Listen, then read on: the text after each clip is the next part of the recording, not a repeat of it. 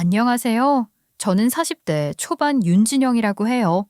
어려서부터 지극히 평범하기만 했던 제가 이런 사연을 쓰게 될 줄은 꿈에도 몰랐는데 이렇게 여러분들에게 인사의 말씀을 시작하고 있네요.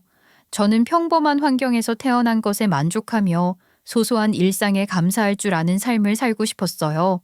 화려한 미래를 상상하는 꿈 많은 소녀도 아니었고 무리에서 드러나는 것을 좋아하는 성향도 아니었거든요. 저는 그런 제 성향에 그럭저럭 잘 어울리는 환경에서 태어나 자랐다고 생각했어요. 평범하게 사는 것만큼 쉬운 게 없다고 생각했고, 그렇게 별 생각 없이 어렵지 않은 인생을 살고 싶었죠. 그런데 이제야 평범한 것이 가장 어렵다는 말의 의미를 알 것 같아요. 제가 평범한 환경에서 자랐다고는 했지만 저희 집안 형편은 평균보다 조금 낮은 수준이었다고 할 수 있을 거예요.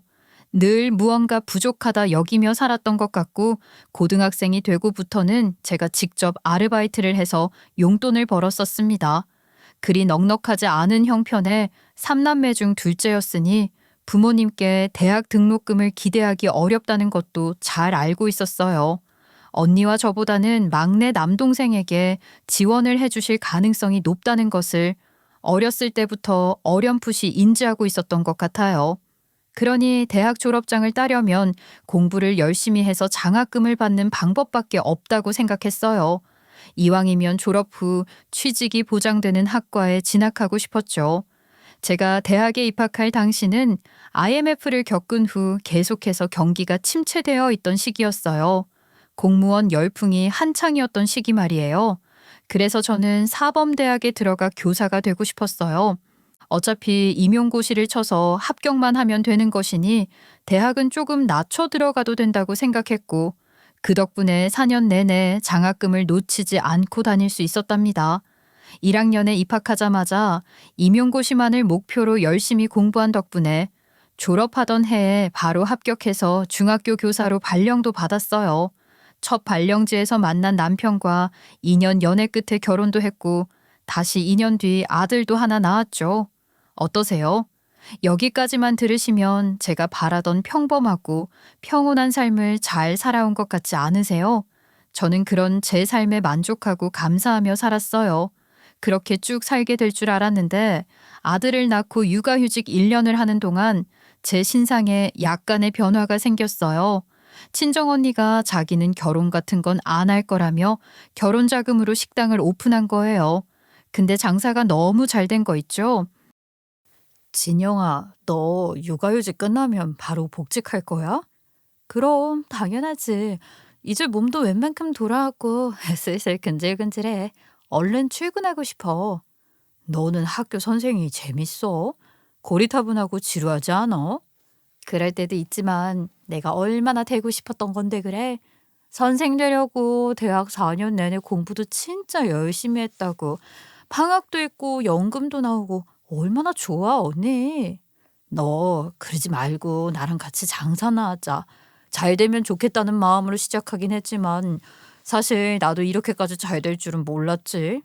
직원을 자꾸 늘리는 것도 한계가 있고 아무래도 믿을 만한 사람은 가족밖에 없잖아. 언니 식당을 내가? 에이, 나는 장사에 대해서 아는 것도 하나도 없고 음식도 못하고 아무 도움도 안 될 텐데. 처음엔 다 그렇지 뭐. 다 배우면서 하는 거야. 나라고 뭐 처음부터 장사 소질이 있는 사람이었니? 내가 믿고 같이 가고 싶은 사람은 아무리 생각해도 너밖에 없어. 얘, 자매 좋다는 게 뭐야? 응? 우리 같이 해보자. 응? 친정언니의 끈질긴 제안으로 저는 고민 끝에 복직 대신 언니 식당으로 나가 언니와 같이 일을 하기로 했어요. 학교는 퇴근 시간도 이른 편이라 그것도 좋았는데 식당은 어디 그런가요? 그러니 친정엄마께 육아를 부탁드리고 거의 매일 마감까지 언니를 도와 식당 일을 했어요. 제가 합류한 이후 장사는 더 잘 돼서 돈도 꽤 많이 벌었답니다. 식당 장사로 살아남기가 그렇게 어렵다는데 언니와 저는 그야말로 성공을 한 거죠. 평범하게 사는 것이 인생 최대 목표였던 저였으니 딱히 돈을 많이 벌고 싶다고 생각한 적은 없었지만 막상 돈이 많아지고 보니 돈이 많아서 나쁠 건 없더라고요. 경제적으로 제가 여유가 있게 되니 남편에게도 아주 관대해졌어요. 그쯤 남편이 학교 일 때문에 꽤 스트레스를 받아 하는 것 같았거든요. 요즘 학교에 일이 많아? 학교 일이라는 게 그렇잖아. 은근히 자잘한 업무도 많고 상하관계에서 오는 스트레스도 많고 말이야. 내가 좀 알지. 남 선생님들은 더 할 거야. 그지? 말도 마. 군대가 따로 없어. 뭐 우리나라가 어딜 가나 그렇다고 할지 몰라도 이거는 무슨 상명하복이 모토라니까. 너무 다 잘하려고 하지 말고 편하게 해. 평교사로 퇴직하면 어때? 스트레스 안 받고 편하게 사는 게 제일이야. 여기 이거 가족카드인데 당신 갖고 다니면서 필요한 거 있으면 쓰라고 하나 만들었어. 와, 정말이야? 와, 마누라가 돈 잘 벌면 이런 게 좋은 거구나. 여보, 진짜 고마워. 카드 쓸 때마다 당신이 고생해서 번 돈이라는 거 생각하면서 고맙게 생각할 거야. 고마워. 제가 식당 일 때문에 늘 집에도 늦게 오고 그러는 게 미안하기도 하고 학교 일 때문에 힘들어하는 남편을 응원해주고 싶은 마음에 카드를 하나 따로 만들어준 거예요. 처음엔 그렇게 좋아하면서 카드 쓸 때마다 어디에 썼다고 일일이 메시지도 남기고 고맙다는 인사도 꼬박꼬박 넘치게 하던 남편이었는데 뭐든지 익숙해지는 건 금방인 것 같아요. 어느 순간부터 남편이 제가 번 돈을 너무 당연하게 쓰기 시작하더라고요. 뿐만 아니라 씀씀이도 점점 커지는 것 같았죠. 여보, 이번 달 카드비가 너무 많이 나왔던데 무슨 크게 돈 쓸 일이 있었어? 당신이 신경 쓰는 것 같아서 일부러 당신이 쓰는 카드는 결제 내역 문자로 받는 것도 안 해뒀었잖아. 카드값 나온 거 보고 나 깜짝 놀랐지 뭐야? 에, 그래? 더 많이 썼나? 특별히 큰 거 사거나 그런 건 없는데. 지지난주에 동창들 밥값 한 번 냈던 것 때문에 그러나? 아, 잘 모르겠네. 그런 모임에서 아무 이유도 없이 밥 사고 막 그러지 마. 그런다고 누가 기억이나 해줄 줄 알아? 그냥 그 순간 당신 기분 내는 것밖에 안 된다는 거 잘 알잖아. 아이, 그렇게 기분 내라고 준 카드 아니야? 쓰라고 줄 때는 언제고. 아, 요즘 부쩍 왜 이렇게 잔소리가 늘었어? 가게 장사가 잘 안 되냐? 내가 지금 돈 아깝다고 이래? 그래봤자 당신한테도 좋을 게 없으니까 지나치게 소모적인 소비는 하지 말자는 거지. 너는 네가 아직도 선생인 줄 알아? 그리고 내가 네 학생도 아닌데 지금 나 가르치니?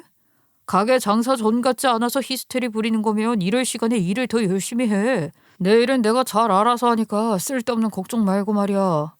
이런 식의 사소한 말다툼이 잦아지더니 급기야 큰 싸움이 되고 며칠씩 말도 안 하고 지낼 때도 많아졌어요. 그러더니 심지어 외박을 하더라고요. 아무리 그래도 외박은 아니지 않나요? 너무 열받는 거예요. 그러고 가게에 나가서 일을 하고 있는데 손도 자꾸 미끄러지고 아무것도 안 되는 거죠. 제가 그러는 걸 보더니 저희 언니가 그냥 들어가서 쉬는 게 좋겠다고 해서 일찍 집으로 왔단 말이에요. 남편이 외박을 한 게 금요일이고 그날이 토요일이었는데 주차장에 남편 차에 들어와 있는 게 보였어요. 이 인간 이제 들어왔나 보다 하고 당장 올라가서 한판 붙을 작정이었는데 얼핏 보니 남편 자동차에 누가 타고 있는 게 아니겠어요. 가까이 가서 자세히 보니 웬 젊은 여자가 조수석에 앉아 있었던 거죠. 느낌이 아주 안 좋았죠. 외박한 남편 자동차에 타고 있는 여자라니요. 바로 촉이 왔지만 섣불리 행동하지 않으려고 꾹꾹 참으며 다시 제 차로 돌아와서 지켜봤더니 제 남편이란 놈이 여행 가방 챙겨 나오더라고요. 트렁크에 가방 싣는 동안 조수석에 앉아있던 젊은 여자가 차 밖으로 나와서는 팔짱을 탁 끼는데 둘이 너무 자연스럽게 애정 행각을 벌이는 거죠. 피가 거꾸로 솟는 기분을 그날 처음 느껴봤습니다. 근데 제가 묻어난 건지 그 순간이 딱 지나니까 의외로 무덤덤해졌어요. 너 같은 남편 나도 필요 없다는 생각이 들더니 달려들어 던지고 때리고 그러고 싶은 생각도 안 들었어요. 지금 생각해보면 남편 없이도 살 수 있는 경제적 기반을 제가 갖추고 있었던 이유도 큰 것 같아요. 아쉬울 게 없다고 해야 할까요? 그런 기분이 들더라고요. 물론 화는 많이 났었죠. 불륜을 저지르고 있는 남편을 곱게 보내줄 생각은 전혀 없었습니다. 그 길로 당장 흥신소 동원해서 증거 수집하고 소송했죠. 남편의 내연녀는 같은 학교 여교사였더군요. 여러모로 씁쓸했지만 미련은 없었어요. 험한 꼴 버리고 싶지 않아서 소송이 진행되는 동안에도 저는 최대한 뒤로 물러나 있었어요. 소송 통해서 내가 얻을 것만 딱 얻고 남편한테 원망하는 말 같은 것도 거의 안 했어요. 치사하더라고요. 그냥 대면하는 것 자체가 싫어서 그렇기도 했고요. 그렇게 깔끔하게 이혼하고 혼자 아이 키우며 식당 일 열심히 하면서 돈 버는 재미로 살았던 것 같아요. 말이 돈 버는 재미로 사는 것이지 사실 단조롭기 짝이 없는 일상이었죠. 거의 식당이랑 집만 오가는 생활이었으니까요. 제가 아무리 평범한 일상을 추구하는 사람이라지만 그게 심심한 삶을 의미하는 건 아니잖아요. 평범한 일상 속에서도 소소한 행복이 필요했던 것 같아요. 물론 사랑하는 아들이 쑥쑥 커가는 모습을 보는 것은 큰 행복이었습니다. 그럼에도 불구하고 그것만으로 채워지지 않는 공허함이 분명히 있더라고요. 특히 정신없는 하루를 보내고 그 하루의 끝자락, 내일을 위해 잠자리에 들어 빨리 잠들고 싶은 그 시간이면 그런 마음이 더욱 깊어지는 것 같았어요. 잠든 아들의 얼굴은 천사처럼 예뻤지만 아빠 없이 자라고 있는 안쓰러운 내 자식이라는 생각이 제 마음을 찌르곤 했어요. 그러면서 언젠가 누군가와 나눴던 사소한 대화들, 기댈 수 있었던 따뜻하고 넓은 어깨, 마주보고 웃는 웃음 같은 것들이 그리워졌던 거예요. 전 남편이 생각났다는 건 절대 아니에요. 아시죠? 구체적인 무언가가 아닌 어렴풋한 것들을 막연히 그리워했다고 해야 맞는 말일 거예요. 스스로 괜찮다고 하루에도 몇 번씩 다독이지만 어쩔 수 없는 고독이 밀려오곤 했어요. 그런 제 마음속의 고독을 누구보다 깊이 이해하고 있는 건 친정언니였을 거예요. 한 집에서 나고 자란 친자매, 그것도 거의 매일 하루 종일 붙어 있으니 그럴 만도 하죠. 진영아, 너 이제 연애도 좀 하고 사는 것처럼 살아. 그래도 돼. 연애는 무슨, 누가 할 소리 하는지 모르겠네. 언니, 비혼주의고 뭐고 다 좋은데 그게 무슨 목숨을 건 신념도 아니고 사람 이름 모르는 거 아니야? 언니도 마음 가는 사람 있으면 좀 만나보고 그래. 난 아들이라도 있지. 언니야말로 무슨 재미로 사니? 너 말 한번 잘했다. 네 아들 위해서라도 네가 행복해야지. 애한테 아빠 만들어줘라. 뭐 그런 얘기를 하는 게 아니야. 엄마가 행복해야 애도 그 기운 받고 자라는 거래. 애들이 엄마한테 얼마나 특별한 공감 능력을 발휘하는지 아니? 네 아들이 네 기분을 너보다 더 잘 알지도 몰라. 사실 좀 공허하다 싶긴 해. 이게 뭐가 막 외로움에 사무친다 이런 게 아니라 그냥 한 구석이 뻥 뚫린 것 같은 그런 기분이 있잖아. 그렇긴 하더라. 당연하지. 젊디 젊은 애가 안 그렇다면 그게 더 문제인 거 아니겠어? 날이 나왔으니 말인데 너 그 손님 어때? 아, 왜 늘 혼자서 연어 정식 먹고 돈까스 포장해 가는 사람 말이야. 아, 그 키 크신 분? 그 손님이 어떠냐니? 무슨 소리야? 그 사람도 이혼남이었어? 이혼남은 아니고 사별했다는 것 같더라. 우리 식당 단골 된 지가 언젠데 항상 깔끔하고 매너 있잖아. 난 그 사람 참 괜찮더란 말이지. 그렇게 괜찮으면 언니가 연애하면 되겠네. 왜 나한테 그래? 친정언니한테는 대충 대수롭지 않다는 듯이 말했지만 사실 그 사람은 저도 늘 눈여겨보고 있던 사람이었어요. 사실 워낙 체격이 좋아서 억지로 보지 않으려고 하는 게 더 어려울 것 같은 사람이긴 했지만 언니 말처럼 행동이나 말투, 옷차림 같은 게 좋은 느낌을 주는 사람이었죠. 그리 미남이라 할 수는 없지만 인상이 좋은 사람 있잖아요. 딱 그런 사람이었어요. 그렇긴 했지만 제가 먼저 뭘 어떻게 해볼 생각 같은 건 한 적도 없었는데 언니한테 그런 얘기를 듣고 나니 신경도 더 쓰이고 마음이 가는 거예요. 하루는 평소보다 조금 늦은 시간에 그 사람이 저희 식당에 식사를 하러 왔더라고요. 식사를 끝냈을 쯤엔 매장에 손님도 거의 없었고 이때다 싶어 녹차 한 잔 우려서 내갔죠. 식사는 잘 하셨어요? 오늘은 유독 늦으셨네요. 아, 네. 일이 좀 많았어요. 밥은 항상 맛있습니다. 감사합니다. 맛있게 드셔주셔서 저희가 더 감사하죠. 이거 친구가 일본 여행 다녀오면서 사다 준 녹차인데 좋은 거라고 하더라고요. 한 잔 드셔보시라고 가져왔어요. 아유, 그런 귀한 걸. 감사합니다. 잘 마실게요. 그 사람은 녹차잔을 드는 것을 보고 저는 슬며시 맞은편에 앉아서 이야기를 조금 더 이어가 보려고 했어요. 저희 가게 완전 단골이신데 늘 한창 바쁠 때 오셔서 뭘 좀 챙겨드리고 싶어도 그게 쉽지 않더라고요. 오늘에서야 기회가 생겼네요. 아닙니다. 챙겨주시기는요. 맛있는 저녁 먹을 수 있게 해주시는 게 제일 감사한 일이죠.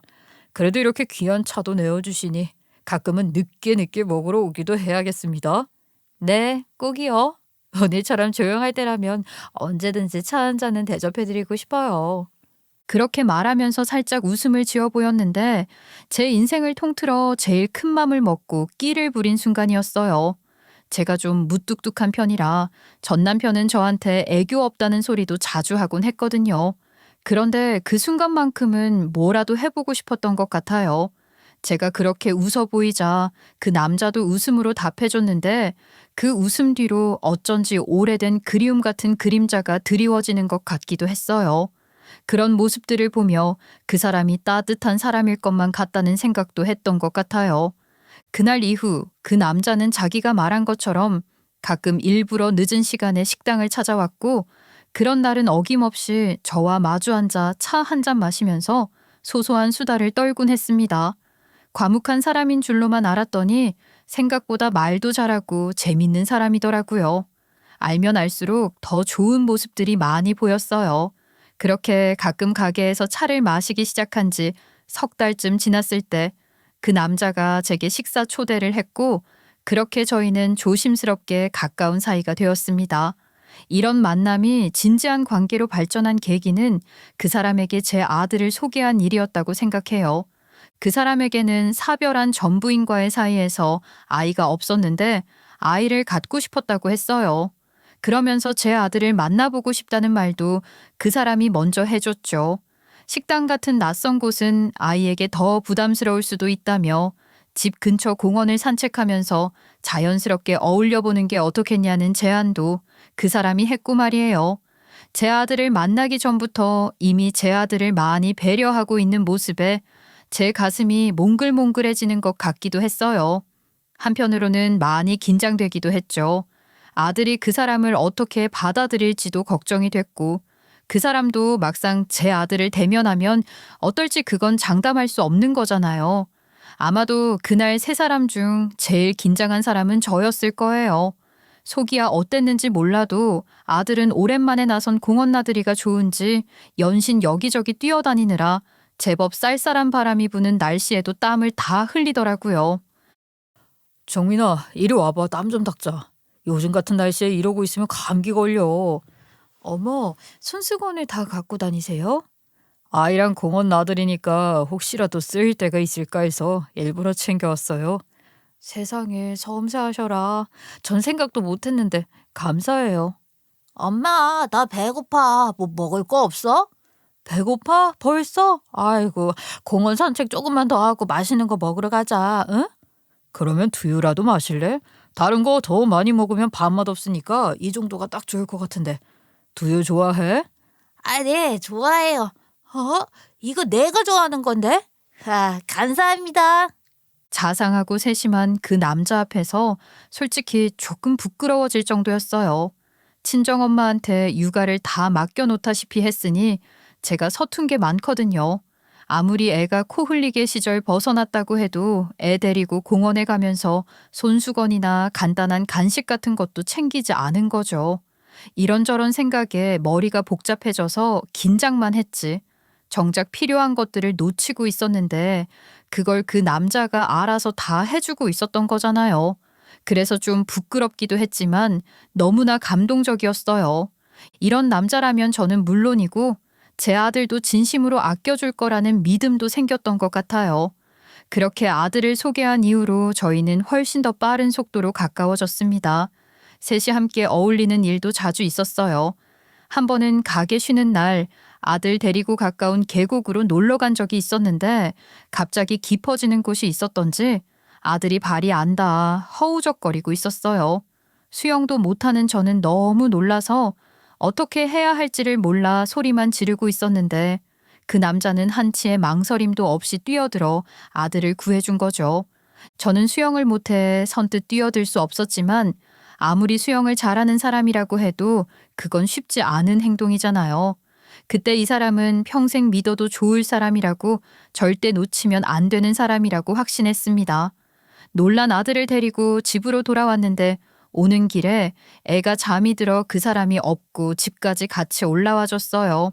애를 침대에 눕혀놓고 둘이서 차 한 잔을 마시면서 한숨 돌렸죠. 아들만큼이나 저희도 많이 놀랐던 하루였으니까요. 오늘 정말 고마워요. 이미 우리한테 은인 같은 분인데 이제 정말 생명의 은인이 됐네요. 누구라도 그렇게 했을 거예요. 그래도 내가 해줄 수 있어서 정말 좋았어요. 정민이가 요즘 얼마나 밝아졌는지 몰라요. 이혼하기 전에도 일한다고 애는 엄마한테만 맡겨뒀던 게 너무 미안했거든요. 그래서 애 얼굴만 보면 괜히 짠하고 그랬는데 요즘은 애가 행복해하는 게 보여서 저도 그래요. 다 준엽 씨 덕분이에요. 나야말로 정민이 때문에 행복한걸요. 사실 제가 아이 갖는 걸 좀 미루자고 했었어요. 그런데 갑자기 아내가 그렇게 떠나고 후회를 참 많이 했어요. 아내가 아이를 갖고 싶어 할 때 나왔더라면 하고 말이에요. 정민이를 만나고 내 삶이 많이 바뀐 것 같아요. 내게도 정민이는 은인이죠. 물론 진혁 씨도 그렇고요. 나지막한 목소리로 말하고 조용히 차를 마시는 그 사람을 보고 있으니 갑자기 무슨 용기가 생긴 것인지 그 말을 해야겠다는 생각이 들었어요. 나 준엽 씨한테 오늘 꼭 하고 싶은 얘기가 있어요. 갑자기 그렇게 말하니까 긴장되는데요. 내가 너무 진지하게 말해서 부담스러웠나요? 아니에요. 전혀 아니에요. 그 반대예요. 오늘 지금 이 순간 준엽 씨랑 이러고 있으니까 우리 세 사람이 가족처럼 느껴져요. 우리가 정말 가족이 되면 어떨까요? 내가 준엽 씨의 아내가 되어도 될까요? 그날 있었던 일과 그날 밤의 분위기에 저도 모르게 용기가 생겨 준비도 없이 한 말이었지만 그렇다고 충동적으로 한 말은 아니었어요. 사실 그동안 수도 없이 저희 세 사람이 가족이 되어 지내는 모습을 상상해 봤거든요. 상상만으로도 좋더라고요. 그렇게 저 혼자 달콤한 상상도 하면서 그 사람이 청혼을 해주기만을 기다리고 있었던 건지도 모르겠어요. 저희가 만난 게 그리 오래된 것도 아니고 저도 남편도 상처가 있는 사람들이니 신중에 신중을 기해야 하는 게 당연하다고 생각했고 그 사람이 준비가 되기를 기다리고 있었던 것 같아요. 그런데 그날 밤 그 순간엔 그 말을 꼭 하고 싶었어요. 그렇게 호기롭게 청혼을 해버린 건데 제 말을 듣고 당황한 듯 흔들리는 그 사람의 동공을 보니 그때부터 심장이 미친 듯이 뛰는 거예요. 제 심장 뛰는 소리가 어찌나 크게 들리는지 그 사람에게도 그 소리가 그대로 들릴 것 같아서 그게 부끄럽기도 하고 그 사람이 대답하기까지 그 짧은 시간 동안 정말 숨이 꼴딱 넘어가는 줄 알았어요. 이런, 청혼은 내가 해야 하는 건데. 아니 내가 하려고 했는데 어떻게 진영 씨가 먼저. 누가 하면 어때요? 그래서 대답은 안 해줄 거예요? 나 잠깐 차에 금방 다녀올게요. 잠시만 기다려줘요. 설마 제가 너무 성급하고 경솔하게 보여서 진짜 너무 당황한 건 아닌지 걱정이 됐어요. 그 사람은 5분도 안 되어 돌아왔는데 그 5분이 정말 얼마나 길게 느껴지던지요. 헐레벌떡 돌아온 남편은 갑자기 제 앞에 무릎을 꿇고 앉아서 반지를 꺼내는 거예요. 진영 씨 청혼 나 너무나 황송하게 받아들이고 나 역시 진영 씨에게 물을게요. 나랑 결혼해 줄래요? 내가 진영 씨 남편이 되고 정민이 아빠가 되어도 될까요? 아니 반지를 어떻게 차에 다녀온다는 게 이 반지 가지러 간 거였어요? 이거 벌써 한참 전에 이 반지 사놓기만 하고 언제쯤이면 청혼을 해도 좋을지 생각하고 있었어요. 진영 씨 청혼 듣고 내가 얼마나 놀랐는지 알아요? 그래서 그렇게 동공지진이 났던 거예요?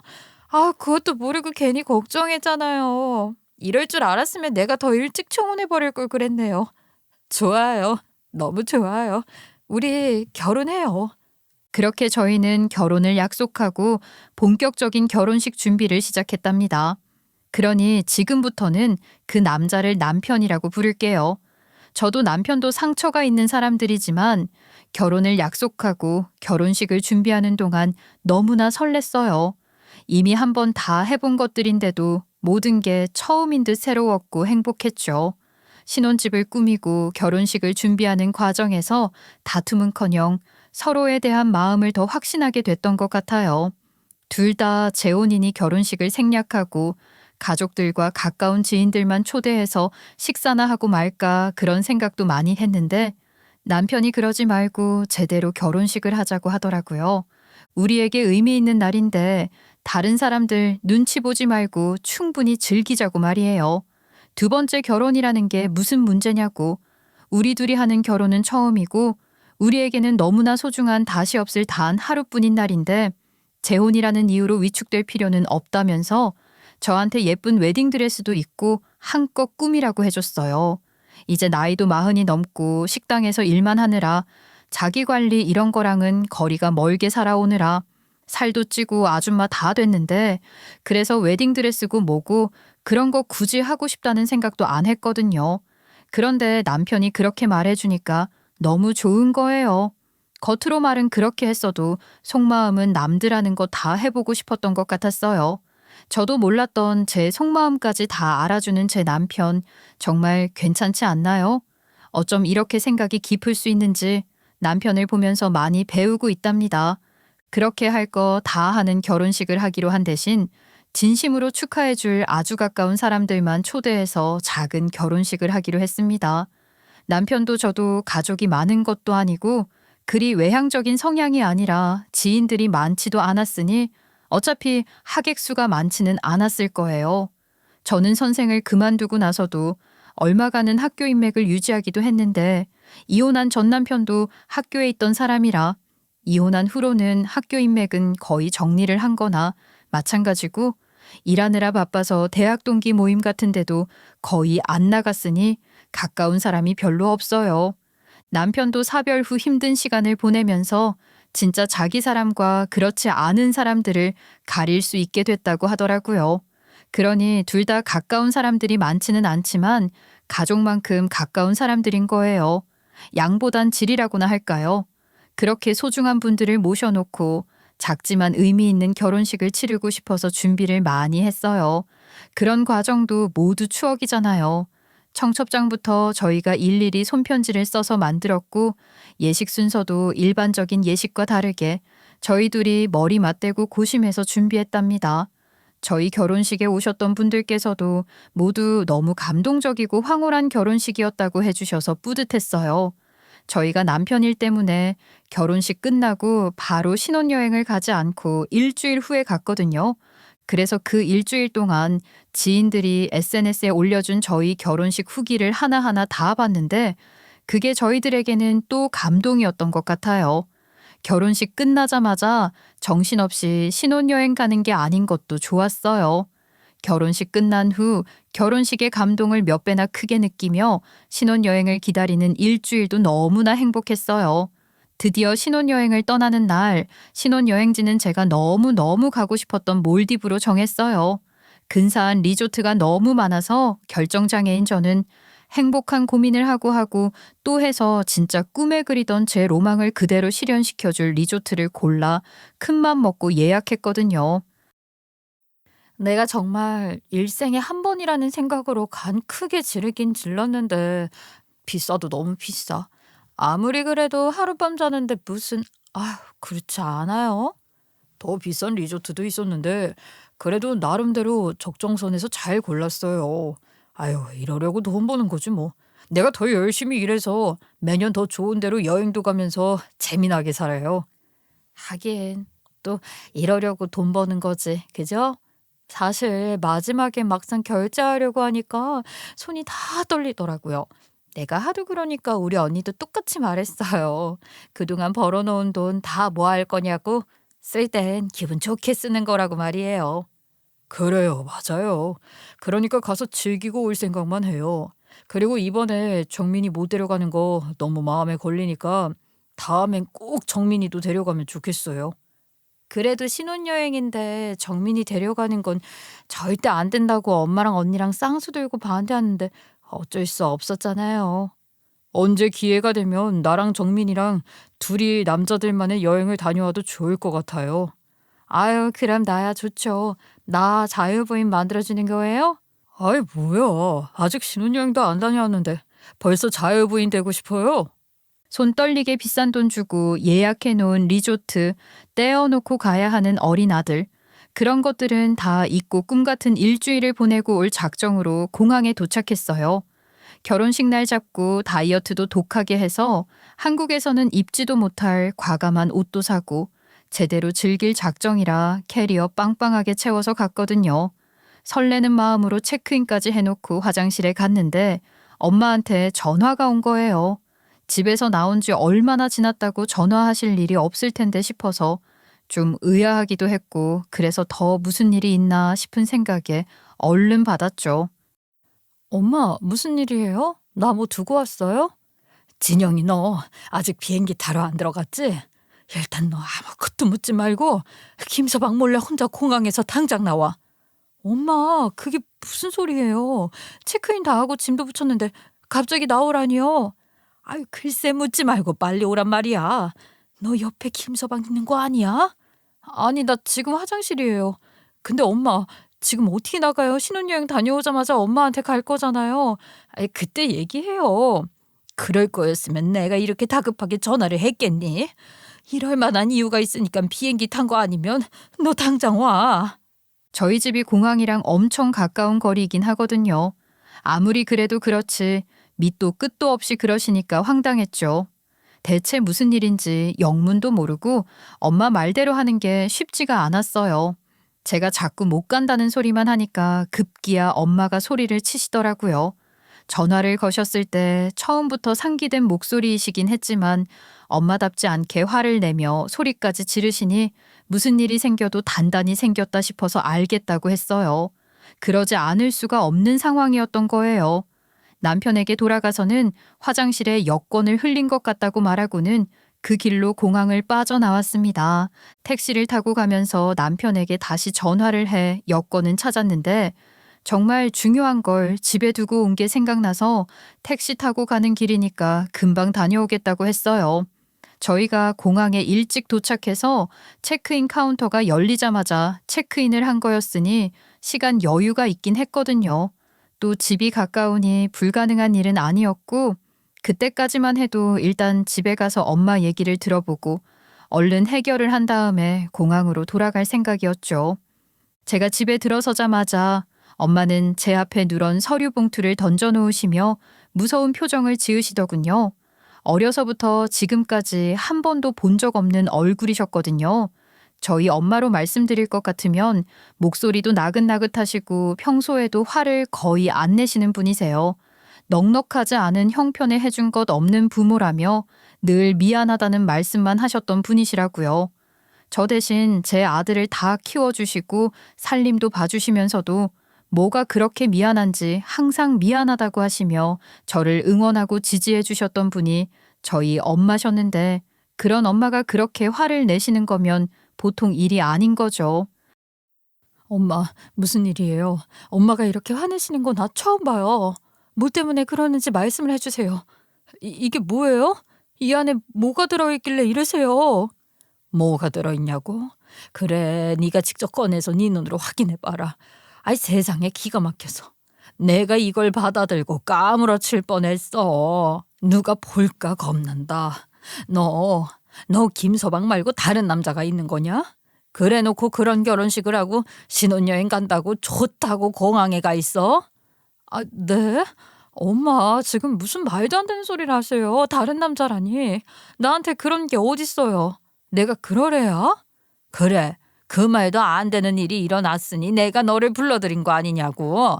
이게 다 뭐야. 이래도 그렇게 당당하게 말할 수 있어? 증거가 이렇게 있는데도. 저는 너무 기가 막혀서 엄마가 제 앞에 던져놓으신 봉투를 열어봤죠. 그랬더니 제 눈으로 보고도 믿기 어려운 사진들이 잔뜩 들어있는 겁니다.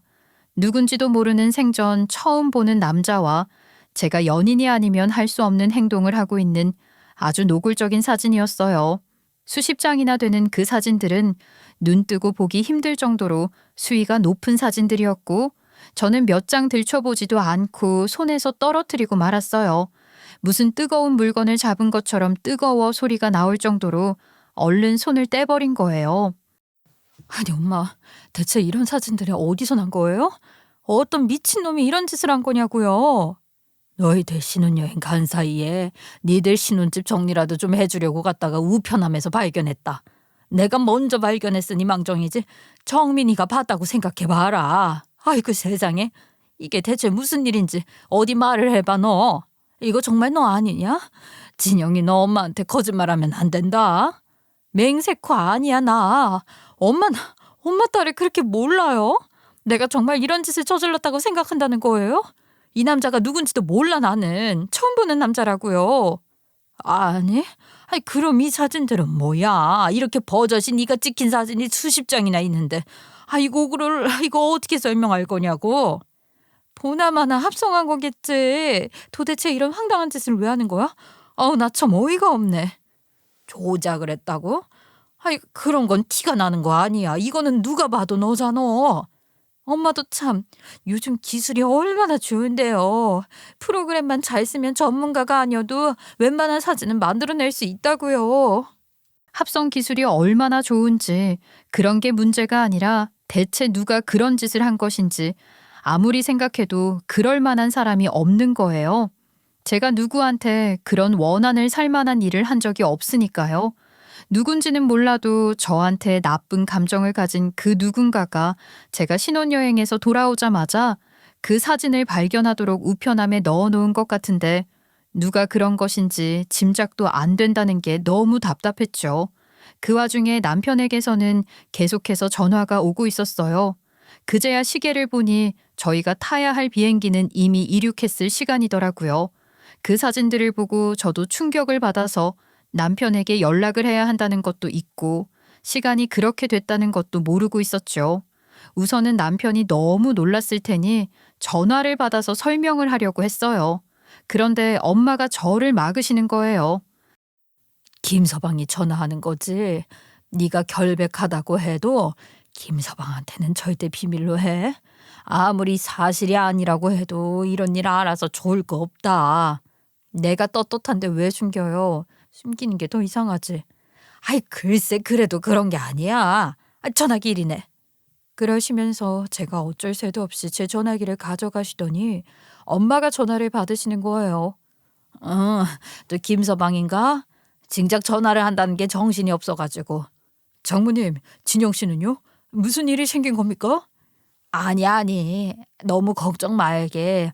애가 긴장을 했는데 집에 들어오자마자 토사광난이 나서 난리도 아니었는데 이제 약 먹고 좀 진정이 됐네. 네?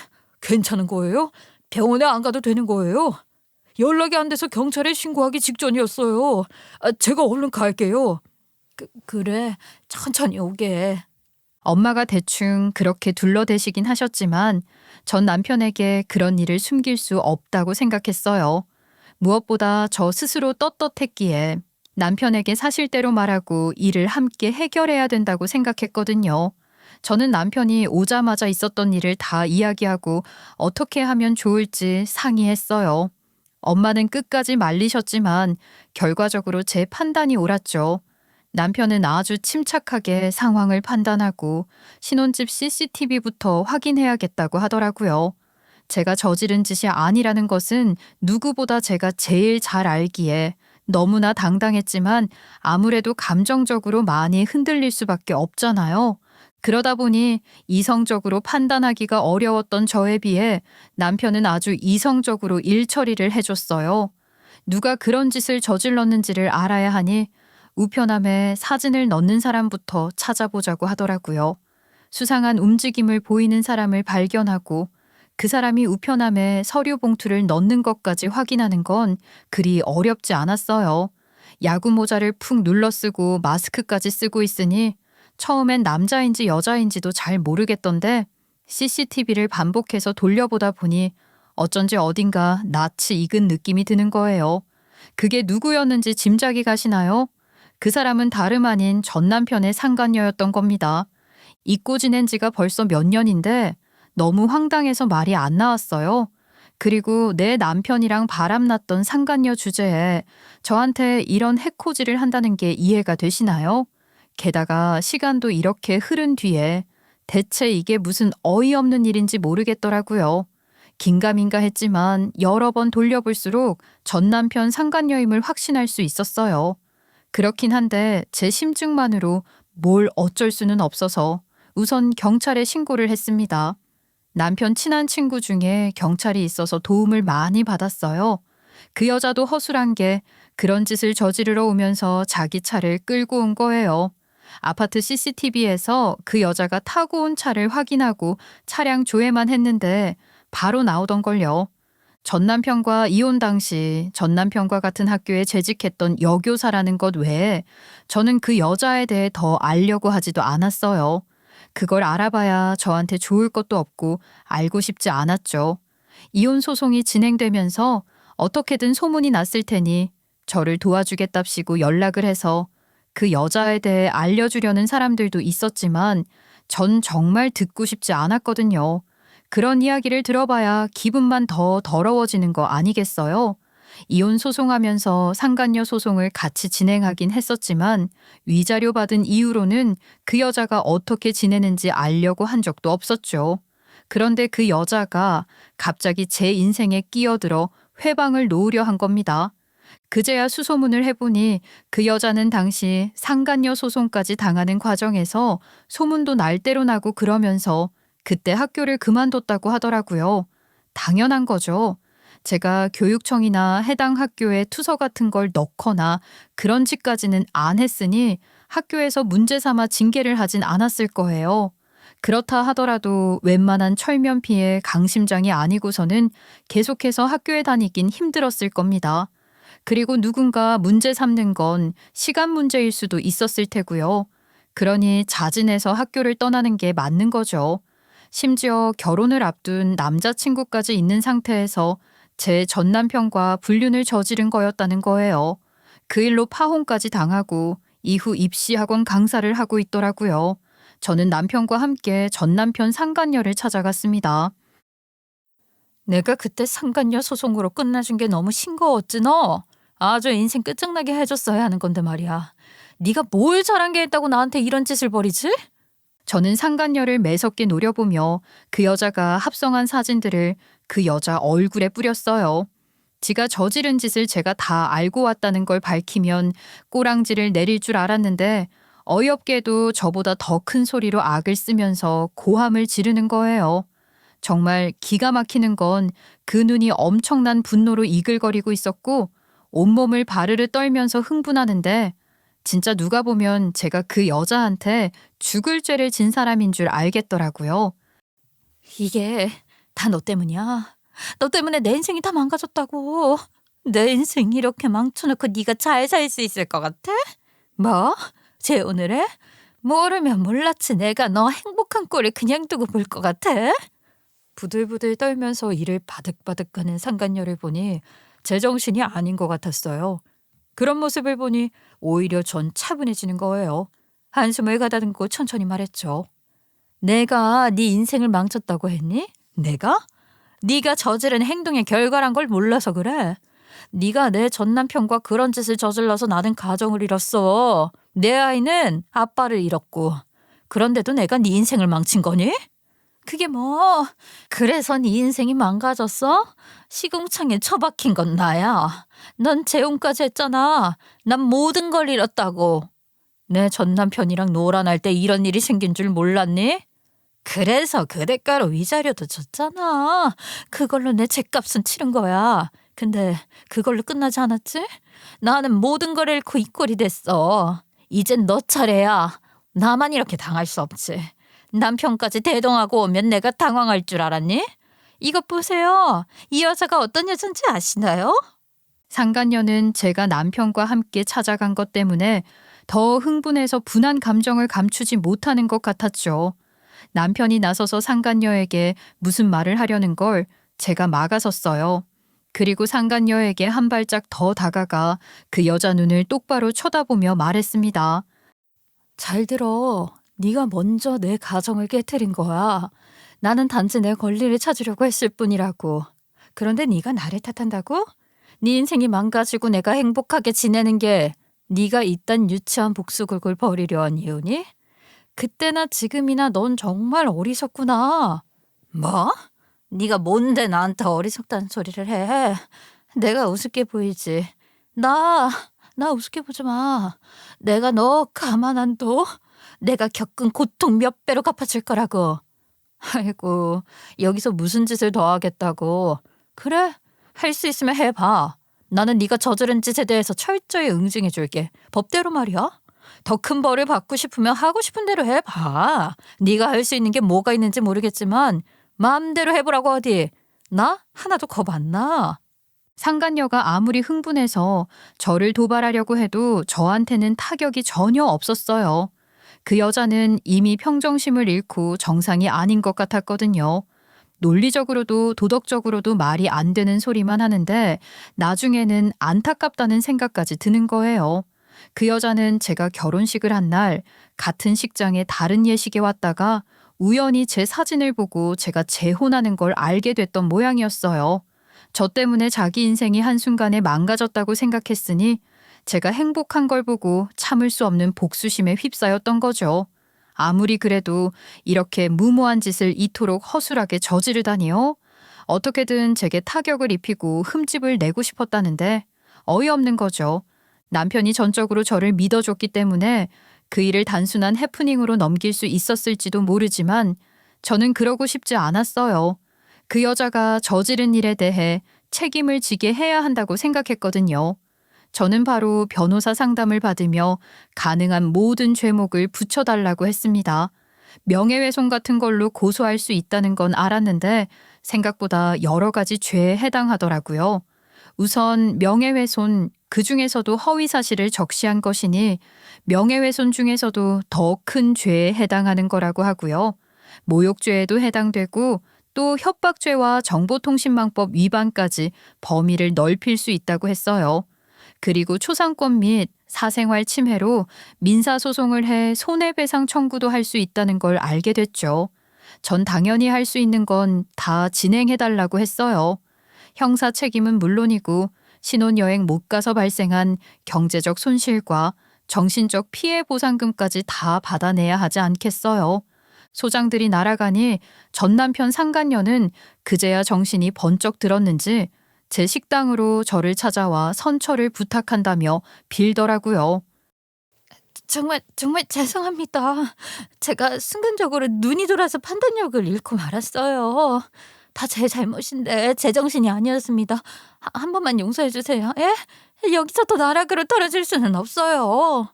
그건 네 사정이지. 네가 정말 잘못했다고 생각하면 네가 저지른 짓에 합당한 벌을 달게 받으면서 진짜 반성을 해. 그게 네가 나한테 용서를 구할 수 있는 유일한 방법이니까 제발 도와주세요. 제가 새롭게 살 수 있게 한 번만 봐주세요.